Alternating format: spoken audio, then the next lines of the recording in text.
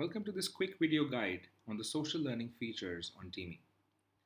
This video will give teachers a quick overview about the different tools available for you to be able to share resources, post announcements, engage students and get them to reflect in your class. So we are here on the Teamie landing page when once you log in, you get to see the different classes or social workspaces that you're part of.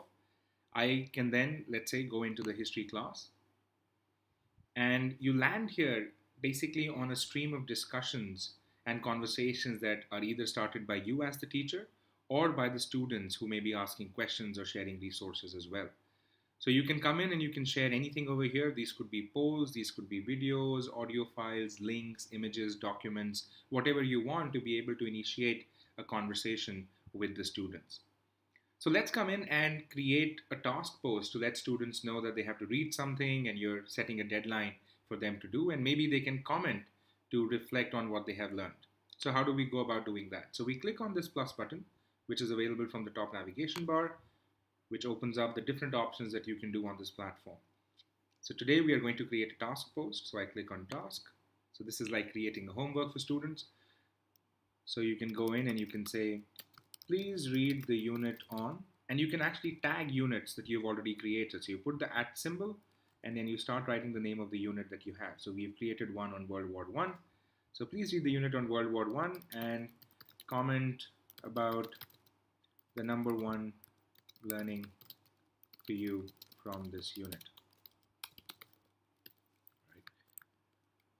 That's the key learning for you from this unit.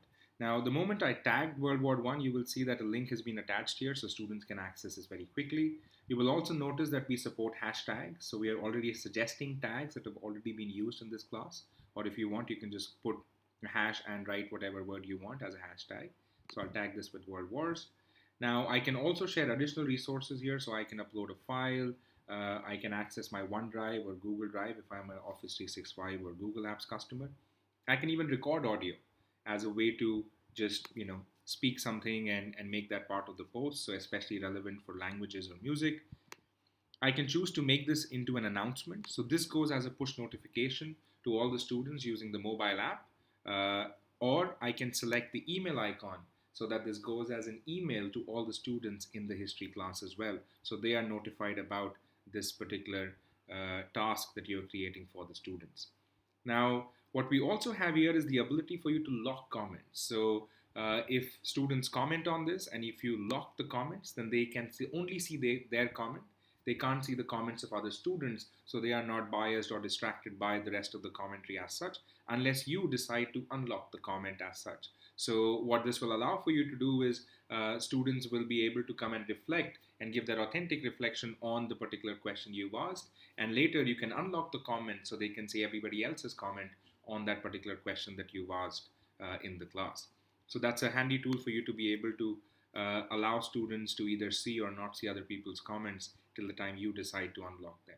Now I can make this post now, or I can schedule this in the future as well. So I can say that I want this post to go out on November 14th.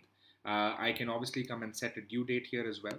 Because it's a task post, you just click on the date and you can say I'm expecting this to be done by Friday next week by 1 p.m. So you've set this date. You can say that I want this post to only go on November 14th, or you can just save this for now or just post it. So we'll go ahead and post this task post. So what this does is it will show up here in the feed. The link for World War I unit has been attached. A task for a due date has been set. This will automatically go to the class calendar for history. It will automatically show up in the to-do list for students, so they are reminded of this particular task as well.